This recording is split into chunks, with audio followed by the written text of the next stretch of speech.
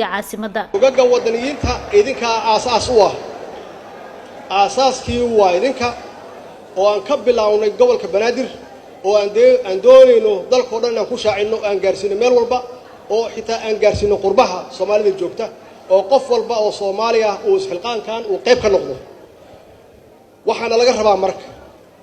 inaysan naga noqon hadal inaysan naga noqon maalin lisu yimid oo heeso wadaniyad ah la garaacay aysan naga noqon inaan qodbeynay oo kaliya ay noqoto wax la taaban karo oo aan doonayno markii ay noqoto sanad guurada 60aad oo 2 sano kadib Soomaaliya meel kasta oo dalkaana inaan ka shaqeyno dib u xoreyn maxaa yeelay haddaan amni la helin oo dalkan uusan helin nabadgelyo uusan helin wax kale lama qaban karo inaan kulligan wada istaagno qof walba geeridu waa xaq waxaan u dhalanay inaan dhimanno waa sax